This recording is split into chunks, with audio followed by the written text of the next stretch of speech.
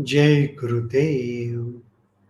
सच्चे साधक के लिए एक अंतरंग वार्ता के अगले सत्र में मैं Swami Vaishampayan Art of Living Foundation से आप सबका बहुत बहुत स्वागत करता हूं।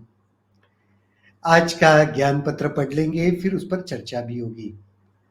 यह ज्ञान पत्र 20 सितंबर 2001 कलकत्ता, भारत में दिया गया।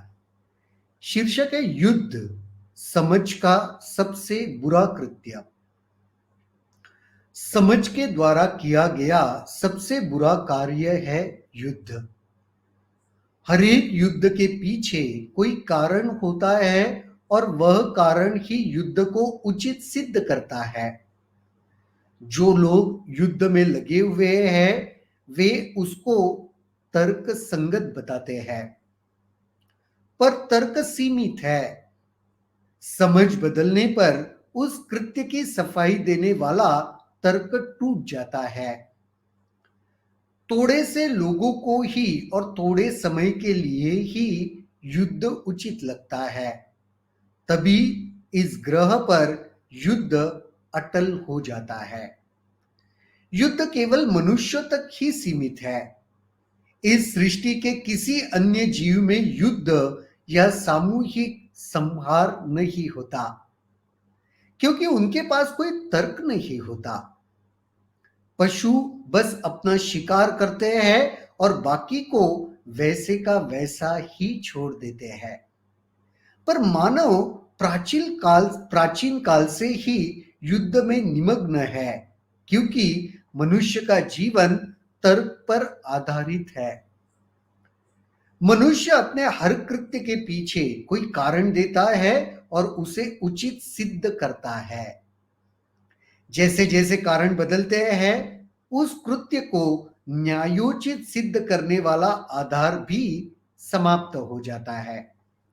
मनुष्य को तर्क के परे जाना होगा, तभी वह परम तत्व को जान पाएगा। फिर वह युद्ध में संलग्न नहीं रहेगा। युद्ध का अंत तभी हो सकेगा जब लोगों की सोच सुलझ जाएगी, दिल में घृणा नहीं होगी और चेतना उच्च होगी। कितना सुंदर बताया है। युद्ध समझ का सबसे बुरा कर्म। हम इंसानों को बुद्धि मिला है ना, तर्क करने की क्षमता मिली है, और ये तर्क की वजह से सबसे अनुचित सबसे बुरा अगर क्या कुछ हो सकता है तो गुरुदेव कहते हैं युद्ध है वो। अच्छा, जो व्यक्ति युद्ध करता है उसके लिए वो 1000 रीजन दे देगा उस युद्ध करने के, बड़ा तार्किक उसको बताएगा, समझाएगा, लॉजिकली प्रूव करेगा वो ठीक है युद्ध करना क्यों आवश्यक है ना। पर कुछ समय के बाद वह सिचुएशन, वह तर्क बदल सकते हैं। तभी तो जो युद्ध कुछ समय पहले बहुत ही लॉजिकली प्रूव किया गया था वो कंप्लीटली इलॉजिकल लग सकता है। और गुरुदेव क्या सुंदर कहते हैं, सिर्फ मनुष्य युद्ध करता है, पता है आपको? बाकी कोई जीव युद्ध नहीं करता। क्यों? क्योंकि तर्क के आधार पर वो जीवन जीते ही नहीं। शिकार करते हैं, श्वापद जो होते हैं जंगल में रहने वाले पशु, शिकार करते हैं, लेकिन कलेक्टिव जो कहते हैं ना, एक संहार नहीं करते। भूख के लिए खाते हैं, बाकी को छोड़ देते हैं। तो कितना अजीब है, मनुष्य को इतना बुद्धि मिला है, लेकिन वो तर्क का यह एक दूसरा पहलू भी है, उस बुद्धि का यह एक दूसरा पहलू भी हो सकता है।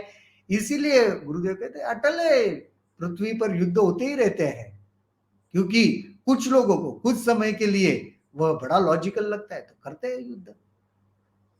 समझ के द्वारा किया गया सबसे बुरा कार्य है युद्ध। सोच समझ के सबसे बुरा अगर कुछ कर सकते हो वो है युद्ध। हर एक युद्ध के पीछे कोई कारण होता है और वह कारण ही युद्ध को उचित सिद्ध करता है। हर युद्ध रीजन से होता है ना, कोई तो भी रीजन चाहिए ना युद्ध के लिए, और वो रीजन ही है जो यह साबित करने की चेष्टा करता रहता है कि ये युद्ध क्यों योग्य है, ये युद्ध क्यों होना चाहिए, क्यों करना चाहिए। जो लोग युद्ध में लगे हुए हैं वे उसको तर्क संगत बनाते हैं।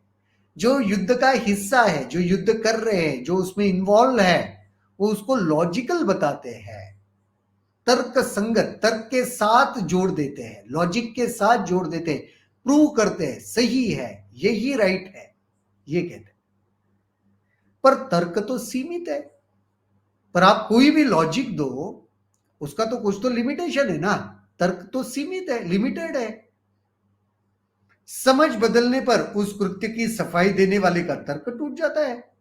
अगर समझ बदल गई तो लॉजिक भी बदल गया, सोच बदल गई, लॉजिक बदल गया, तर्क ठीक नहीं लगने लगा। फिर सोच समझदार व्यक्ति, ज्ञानी व्यक्ति को फिर वो जो दे रहा है तर्क, जरूरी नहीं वो ठीक ही लगे, क्योंकि उसकी सोच, ज्ञान बदल गया है, उसका समझ बदल गई है, अपलिफ्ट हो गया है। थोड़े से लोगों को ये थोड़े समय के लिए युद्ध उचित लगता है। थोड़े से ही लोग हैं जिनको थोड़े समय, ऐसे नहीं है थोड़े से लोग हैं उनको हमेशा युद्ध उचित लगता है। कितने बड़े बड़े सम्राट क्यों ना हुए, हर समय युद्ध नहीं कर पाए, क्योंकि हर समय उनको वो उचित नहीं लगा। इस ग्रह पर युद्ध अटल हो जाता है, इसीलिए ये युद्ध कुछ लोगों रहते ही है जिनको कुछ समय के लिए वो उचित लगता है, तो फिर अटल हो जाता है। युद्ध केवल मनुष्यों तक सीमित है। इसे सृष्टि के किसी अन्य जीव में युद्ध या सामूहिक संहार नहीं होता, क्योंकि उनके पास कोई तर्क नहीं होता। मनुष्य ही, मैं कह रहा था, मनुष्य ही युद्ध कर सकते हैं। दूसरा इस सृष्टि का कोई जीव युद्ध नहीं करता, नहीं कर सकता। क्यों? क्योंकि उनके पास कोई तर्क नहीं है। जानवरों में कभी भी सामूहिक संहार नहीं होता। जैसे युद्ध में क्या होता है, सामूहिक संहार होता है ना, बहुत सारे हजारों लाखों लोग मारे जाते या मारे जा सकते हैं। वैसे वन्य जीवों में कभी नहीं होता। पशु बस अपना शिकार करते हैं और बाकी को वैसा का वैसा ही छोड़ देते हैं। उनके भूख के लिए जितना आवश्यक है उतना शिकार करके बैठ जाते हैं, पड़े रहते हैं। आपने देखा होगा नेशनल ज्योग्राफिक पे, डिस्कवरी पे, पेट भरा हुआ है तो शेर के आसपास भी हिरन घूमते हैं, उसे कुछ फर्क नहीं पड़ता, जाने दो। पेट में भूख है तब तो भागता है पीछे हिरन के, शिकार करता है। बाकी लोगों को, अच्छा एक हिरन मारा तो ऐसे तय कर लेता है मैं पूरे हिरन प्रजाति को खत्म कर दूंगा। मनुष्य सोच सकता है, पशु कभी नहीं सोचते, क्योंकि तर्क ही नहीं है। पर मानव प्राचीन काल से ही युद्ध में निमग्न है, क्योंकि मनुष्य का जीवन तो तर्क पर ही आधारित है। इतिहास गवाह है कितने युद्ध हुए हैं। क्यों? क्योंकि इंसानों का जीवन तो तर्क पर ही जुड़ा है। मनुष्य अपने हर कृत्य के पीछे कोई कारण देता है और उसे उचित सिद्ध करता है। वो तो हर कृत्य के पीछे रीजन देता है और क्यों योग्य है, क्यों मैं सही हूं, यही जताता है। जैसे जैसे कारण बदलते हैं उस युद्ध को न्यायोचित सिद्ध करने वाले आधार भी समाप्त होते हैं।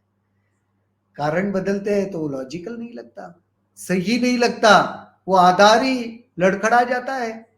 जिस तर्क से तुम बता रहे थे युद्ध करना क्यों जरूरी है, वही तर्क ही निकल गया। मनुष्य को तर्क के परे जाना ही होगा, तभी वह परम तत्व को जान पाएगा। बुद्धि से तुम परम तत्व को नहीं जान पाओगे, तर्क से तुम परम तत्व को नहीं जान पाओगे, उसके परे जाना पड़ेगा। फिर वह युद्ध में संलग्न नहीं रहेगा। और जैसे वो परम तत्व को पालेगा फिर युद्ध में संलग्न नहीं रहेगा, यानी जुड़ा नहीं रहेगा। युद्ध का अंत भी तभी हो सकेगा जब लोगों की सोच सुलझ जाएगी, सोच बदल जाएगी, युद्ध ऑटोमेटिक बंद हो जाएगा, अंत हो जाएगा। दिल में घृणा नहीं होगी और चेतना उच्च होगी।